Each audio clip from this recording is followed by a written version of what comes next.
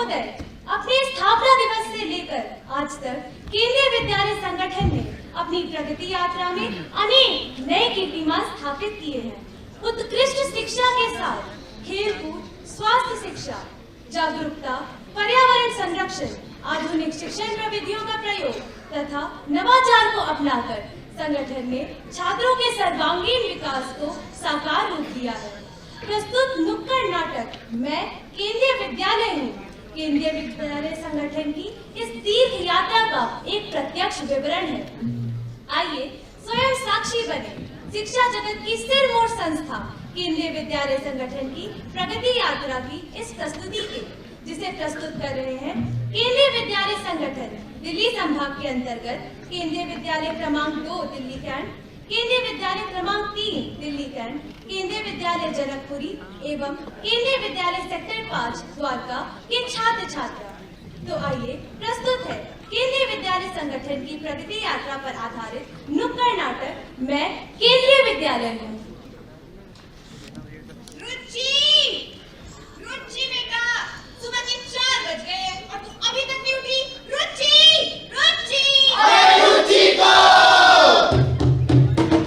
रुचि को थोड़ा कोई जगाओ, नींद से उसको प्लीज उठाओ। स्कूल जाना है, लंबा है रास्ता, पढ़ाई और स्कूल का गहरा है रास्ता। लेट हो गए तो छुट्टी हो जाएगी। उठाया नहीं रुचि को, उठाया नहीं रुचि को, सोती रह जाएगी। जो सोता है खोता है, बाद में रोता। कहने को अपना फिर कुछ नहीं होता है, कुछ नहीं होता है, कुछ नहीं होता है। अरे माँ बस, नहीं जाना मुझे स्कूल। क्यों रोज सुबह इतना जल्दी उठा देती हो? बेटा, स्कूल तो जाना पड़ेगा। तेरे इतने सारे दोस्त हैं, वो भी तो स्कूल जाते हैं। तू पढ़ेगी लिखेगी नहीं तो कामयाबी कैसे हासिल करेगी? माँ, मेरे लिए बार-बार नए माहौल में ढलना बहुत मुश्किल है। पिछले महीने कोई और स्कूल था और अब ये स्कूल, जहाँ पर किताबें अलग, यूनिफॉर्म अलग, यहाँ तक कि सुबह की प्रार्थना भी अलग। और माँ, रही बात दोस्तों की, तो दोस्त तो तब बनेंगे ना जब कुछ पल साथ भी कटेंगे। यहाँ तो कुछ सालों का ही था और कई बार तो कुछ महीनों का। स्कूल क्या शहर बदल जाता है। अब आप ही बताओ, दोस्त कैसे बनेंगे? बस कर सुभाष इन बातों के लिए मेरे पास समय नहीं है। तो जा जल्दी से तैयार हो, पढ़ने बैठ और स्कूल के लिए निकल। जी माँ। मम्मी के सामने कैसे चलेगी, रुचि की बात आखिर कैसे बनेगी। रोज रोज दूर है रुचि को जाना, चलता नहीं यहाँ कोई बहाना।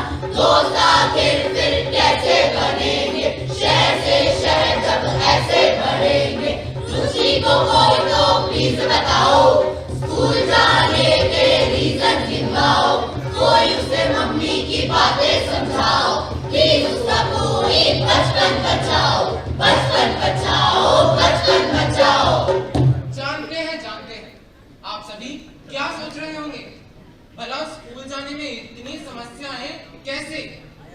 1963 से पहले परिस्थितियां कुछ और थी। उस समय सरकारी कर्मचारियों के रुचि जैसे कई बच्चों को अपने माता पिता के तबादले के कारण कई कठिनाइयों का सामना करना पड़ता था। बिल्कुल सही कहा। समस्या तो बहुत ही विकट थी। तबादला हो तो सब कुछ ही बदल जाता था। नया सिलेबस, नई किताबें, नई भाषा, नई ड्रेस और बिल्कुल अलग तरह के सहपाठी। भाई समस्या तो बहुत गंभीर थी। तो इस समस्या का समाधान निकले तो निकले कैसे? फिर क्या हुआ? फिर आई उम्मीद की एक नई किरण, जिसने सब कुछ बदल कर रख दिया। उम्मीद की किरण? हाँ, उम्मीद की किरण। मैं केंद्रीय विद्यालय हूँ। शिक्षा के अमृत धारा का उदय जहाँ हो वो हिमालय हो। हाँ, मैं केंद्रीय विद्यालय हूँ। ये नन्हे नन्हे फूलों से भरा गुलशन हमारा है। ये नन्हे नन्हे फूलों से भरा गुलशन हमारा है। ये विद्यालय है अपना संगठन, ये चमन हमारा है। ये नन्हे नन्हे फूलों से भरा गुलशन हमारा है।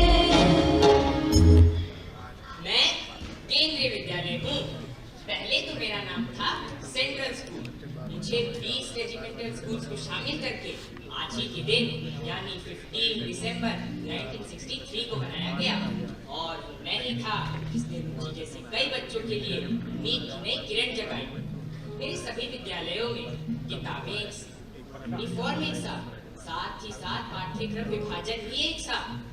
परंतु मेरी सबसे प्रसिद्ध बात है मेरे शिक्षक, जो कि काफी कठिन प्रक्रिया से गुजरते हैं और भारत के सुदूर क्षेत्र में भी क्वालिटी एजुकेशन पहुंचाते हैं और इसी तरह रुचि जैसे बच्चों की समस्याओं का हल निकला।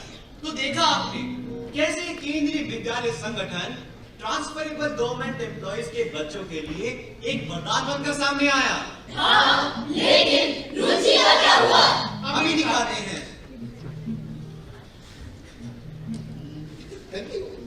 सुबेदार साहब, आपकी चिट्ठी आई है। अरे मेरी चिट्ठी जरूर रुचि ने लिखी होगी, जल्दी दिखाइए। अच्छा, मैं चलता हूँ। जी।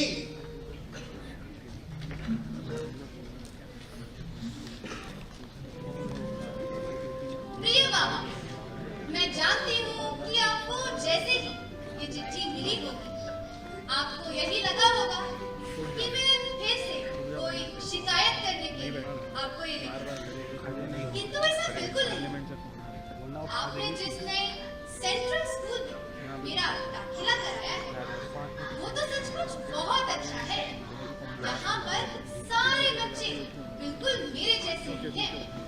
किताबें भी एक सी है, यूनिफॉर्म ही नहीं बदली। यहाँ तक कि सुबह की सभा से लेकर दिन भर की सारी गतिविधियाँ बिल्कुल एक जैसी ही है। बाबा, मैं ये चिट्ठी आपको थैंक यू कहने के लिए लिखी कि आपने मेरा दाखिला इतने प्यारे स्कूल में कराया।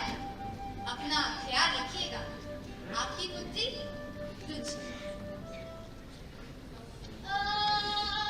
लेकिन मेरे मन में एक सवाल आया है। ओ, यही तो समस्या है कि तुम्हारे मन में सवाल बड़े उठते हैं।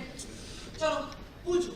पूछना ये है कि क्या केंद्रीय विद्यालय सिर्फ इसलिए प्रसिद्ध है क्योंकि ये पूरे भारत में एक जैसी शिक्षा देते हैं, बस, और कुछ नहीं? नहीं, ऐसा बिल्कुल नहीं है। ये तो बस केंद्रीय विद्यालय की शुरुआत पर थी। अभी तो उसे भारत के स्वर्णिम भविष्य के कई सुनहरे पन्ने लिखने थे। चलिए सुनते हैं उन्हीं की जबानी। चलो सुनते हैं। मैं केंद्रीय विद्यालय अपने आरंभ के समय से ही मैं क्वालिटी एजुकेशन के लिए जाना जाता हूँ। भारत सरकार की कोई शिक्षा नीति हो, चाहे 1968 की राष्ट्रीय शिक्षा नीति या फिर 1986 की, मैं ही सदैव उसका ध्वजवाहक रहा हूँ। न सिर्फ सरकार बल्कि एनसीईआरटी तथा सीबीएसई के भी लगभग सभी नए प्रयोगों को धरातल पर लागू करने में मैं ही सबसे आगे रहता हूँ। मेरा तो ध्येय वाक्य ही है, तत्वम पोषण अपावि, अर्थात हे ईश्वर, ज्ञान पर छाए आवरण को हटाए। अपने आरंभ से मैंने जिन उद्देश्यों को साधा था, उन उद्देश्यों का संसार अब और विस्तृत हो चुका है। अब मैं सिर्फ कर्मचारियों के बच्चों तक ही सीमित नहीं रहा, अभी तो समाज के हर वर्ग के बच्चे मुझ में शामिल हैं। मेरी यात्रा वास्तव में भारत की गौरव यात्रा है। विविध भाषा व बोलियां, ये सब तो मेरे हर क्लासरूम में ही पाए जाते हैं। कहने वाले तो मुझे छोटा भारत ही कहते हैं। मंदिर मस्जिद मेरे अंदर गिरजा है और गुरुद्वारा है। एक एक बच्चा हमें अपनी जान से प्यारा है। बच्चों का बचपन कविता है और मैं उस कविता का लय हूँ। हाँ, मैं केंद्रीय विद्यालय हूँ। एक छोटा सा भारत है जिसमें कई रंग शामिल है, धड़कता है जो एक दूजे की खातिर, ऐसा हर दिल है। ये एक छोटा सा भारत है जिसमें कई रंग शामिल है, धड़कता है जो एक दूजे की खातिर, ऐसा हर दिल है। तो ये है केवी का सफरनामा। लेकिन क्या केवी ने शिक्षा के क्षेत्र का हर आयाम प्राप्त कर लिया है? ऐसे कठिन और सुदूर क्षेत्रों में तो अच्छे विद्यालय तक नहीं है। तो आप ही बताइए, आखिर मेरी शिक्षा पूरी कैसे होगी? हाँ, बात तो सही है। पर मुझे तो खेलों में अपना करियर बनाना है। क्या केवी में मेरे लिए संभावनाएं भी हैं? हाँ, बात सोचने वाली तो है। हाँ, पर सीसी का क्या? मेरी रुचि तो नृत्य और संगीत में है। मैं अपना भविष्य उसमें कैसे बना सकता हूँ? हाँ हाँ, बिल्कुल सही। ओहो, इस कोरोना ने तो पूरी दुनिया ही बंद कर दी। क्या यह मेरी पढ़ाई भी बंद कर देगी? हाँ, अब हम विद्यार्थियों को कैसे पढ़ा पाएंगे? भाई सवाल तो बड़े ही आ गए, लेकिन इसका जवाब देने वाले अस्सी कौन है? क्यों ना जिनके बारे में ये कहानी है उन्हीं की जबानी सुनी जाए। मैं केंद्रीय विद्यालय अपनी 59 वर्ष की गौरव यात्रा में कई आयामों को पार करके मैं यहाँ तक पहुँचा। अपने प्रत्येक आयाम में मेरी दृष्टि भारत के गौरवशाली इतिहास के साथ साथ सदैव भविष्य पर भी टिकी। मैं भारत के दुर्गम और कठिन क्षेत्रों में विशेष रूप से स्थापित किया गया और वहाँ भी शिक्षा तथा शांति के विराट दृश्यों की पूर्ति कर देखा तुमने। अब तुम भी अपनी पढ़ाई बड़ी आसानी से पूरी कर सकते हो। जी। पढ़ाई के साथ साथ खेलकूद में मैं अपने विद्यार्थियों को असंख्य अवसर देता हूँ। मेरे विद्यार्थी विद्यालय स्तर, संभागीय स्तर तथा राष्ट्रीय स्तर पर खेलकर SGFI तक जाते हैं। मेरे पूर्व छात्रों ने तो अंतर्राष्ट्रीय स्तर पर भी, जैसे कि कॉमनवेल्थ गेम्स, यहाँ तक कि ओलंपिक्स में भी अपना परचम लहराया है। सुना, अब तुम भी स्पोर्ट्स में अपना करियर बना सकते हो। Oh yes, finally. इसके साथ पाठ्य सहगामी क्रियाएं जैसे कि संगीत, नृत्य, मूल्यपरक शिक्षा तथा सर्वांगीण विकास के लिए आवश्यक प्रत्येक उपमान मेरी पाठ्यचर्या में शामिल। तो देखा तुमने, सीसीए से तुम्हारी पर्सनालिटी और भी डेवलप हो सकती है। एक भारत श्रेष्ठ भारत तथा कला उत्सव जैसी कई प्रतियोगिताएं भी आयोजित की जाती है। वाह, ये तो बहुत बढ़िया है। सन 1963 से लेकर आज मैंने बच्चों की शिक्षा के लिए भारत में तथा विदेशों में नए प्रतिमान गढ़े। प्रतिमान? कौन से प्रतिमान? अमर शहीद कैप्टन विक्रम बत्रा, लियांडर पेस, सुष्मिता सेन, अपनी रखेरा, यहाँ तक कि मौजूदा सीडीएस जनरल आनंद चौहान मेरे पूर्व छात्र, जिन्होंने जीवन के अलग अलग क्षेत्रों में मेरा नाम रोशन किया। आखिर मेरे बच्चे ही तो मेरा प्रतिमान है।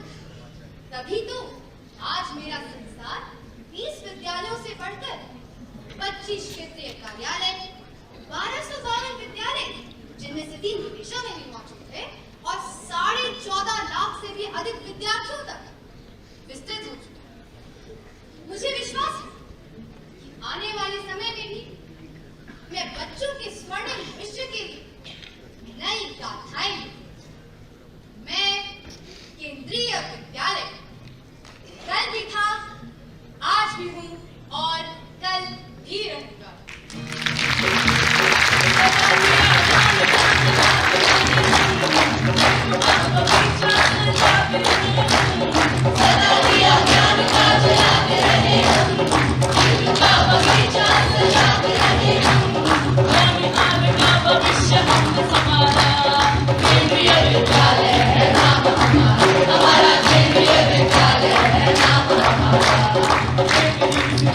हमारा